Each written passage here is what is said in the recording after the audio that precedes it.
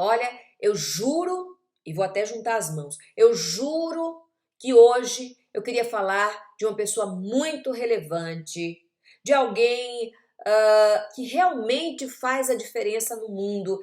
Eu queria falar de uma verdadeira estadista. O meu assunto hoje seria Angela Merkel, a chanceler alemã, a líder mais respeitada da União Europeia e uma das personalidades mais influentes do mundo contemporâneo. Eu queria destacar a palestra que Merkel deu na Universidade de Harvard para os alunos formandos nos Estados Unidos. Eu queria muito dizer aqui do meu respeito e da minha admiração por essa grande mulher, essa grande líder, que viveu, infelizmente, a desventura, né, de um regime totalitário, um regime excludente, que dividiu a grande Alemanha em dois lados opostos, que construiu um muro da discórdia entre irmãos. O que eu queria mesmo hoje era repercutir o discurso da política cristã e conservadora, que encontrou a razão na ciência, na temperança e na tolerância. Olha, eu juro mesmo, que hoje eu só queria ecoar o que Angela Merkel falou a Harvard. Derrubem os muros da ignorância e da intransigência, porque nada tem que ficar como está. Mas, infelizmente, em vez de falar da Angela Merkel, mais uma vez eu me vejo constrangida, eu me vejo impelida a ter que falar de uma personagem medíocre, rasa, caricata, retrógrada. Eu estou me referindo, obviamente, ao presidente Jair Bolsonaro. Nem todos têm aventura, nem todos têm a felicidade, nem todos têm a sorte de serem conduzidos por uma verdadeira líder, por uma grande estadista como Angela Merkel. Infelizmente, deve ser por isso que eles são a Alemanha e nós ainda somos o Brasil. Pois bem, voltando à nossa triste realidade, nesta sexta-feira, em Goiânia, durante um encontro nacional das Assembleias de Deus, o presidente Jair Bolsonaro voltou a falar sandices, como é de costume. Depois de criticar, sem conhecimento de causa, o Supremo Tribunal Federal por estar exatamente discutindo a criminalização da homofobia, o presidente aproveitou o ensejo, o clima, aproveitou o momento para, como dizem, jogar para a plateia. Cercado de fiéis por todos os lados, ou seja, pregando para convertidos, Jair perguntou ao rebanho: será que não está na hora de termos um ministro do Supremo Tribunal Federal evangélico? A plateia, obviamente, favorável, foi ao delírio, com palmas efusivas, com uivos de aleluia, com gritos até de mito. Foi um êxtase coletivo, como se o próprio Cristo tivesse ali descido dos céus e falado pela boca de Jair Bolsonaro. Quanto sacrilégio, né?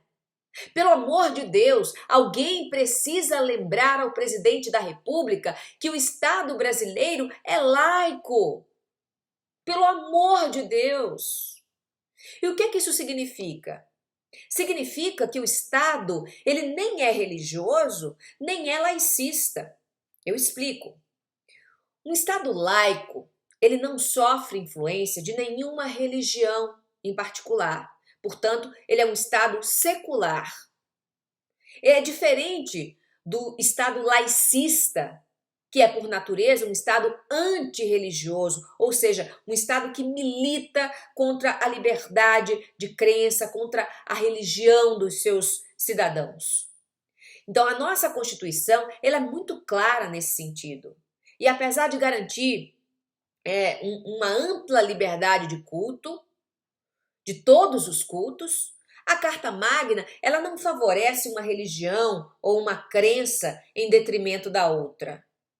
E olha, isso é importante, porque impede que dogmas religiosos influenciem na condução do Estado brasileiro. Veja como é importante. Vejam qual foi o intuito do Constituinte. O Constituinte queria impedir que nos tornássemos uma teocracia. O que é uma teocracia? Teo, Deus, cracia, governo, governo de Deus. Nos moldes de países atrasados do Oriente Médio, países em que as leis islâmicas elas se confundem e acabam se fundindo também as leis civis e acabam valendo para todos os cidadãos indistintamente, sejam eles muçulmanos ou não. Então, o Estado laico, como o Estado brasileiro, ele garante que não haverá perseguições a grupo nenhum, seja em razão de sua religião, seja em razão da sua ausência de fé. Então, no Estado laico, ninguém é obrigado a aderir a uma seita, a uma filosofia, a uma religião, a uma fé, né, a uma doutrina. Todos os poderes e instituições que compõem o Estado laico, eles são livres da influência da religião, de qualquer religião. Então, para que política e fé não se misturem, é cada um no seu quadrado. A Constituição é clara. E tem dado certo. Até agora. Então, por que cargas d'água Bolsonaro inventou de defender agora a presença de um evangélico no Supremo? Não porque seja evangélico, podia ser católico, um bandista, como eu falei, qualquer religião. A religião não é o ponto. A religião não é a questão.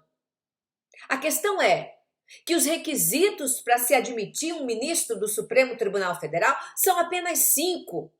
E eu vou elencar aqui. Número 1, ser brasileiro nato, ou seja, ter nascido no Brasil. Número 2, ter entre 35 e 65 anos de idade. Número 3, estar no gozo de seus direitos políticos. Número 4, possuir notável saber jurídico. E número 5, ter reputação ilibada. Eu não sei se vocês perceberam, mas a Constituição Federal, ela não fala nada, absolutamente nada, sobre ser religioso ou não ser religioso. Sabe por quê? Porque isso é irrelevante no Estado laico. Olha, a fé, ela não será exercida no ofício da magistratura, do parlamento, da presidência. Aliás, fé só é pré-requisito para ser religioso, não ministro. Não no Brasil. Se as cadeiras do Supremo Tribunal Federal serão distribuídas a partir de critérios como a crença religiosa, então há que haver também ministros católicos, ministros judeus, ministros islâmicos, ministros satanistas, ministros kardecistas, ministros umbandistas, ministros ateus. Por que não? Por que não? Porque esse não é o espírito da nossa Constituição. Porque o único dogma de um juiz deve ser o bom direito. Porque a única fé que se exige de um ministro do Supremo Tribunal Federal é a obediência cega às leis do país. Todo o resto é proselitismo. Só isso. Boa noite, Brasil.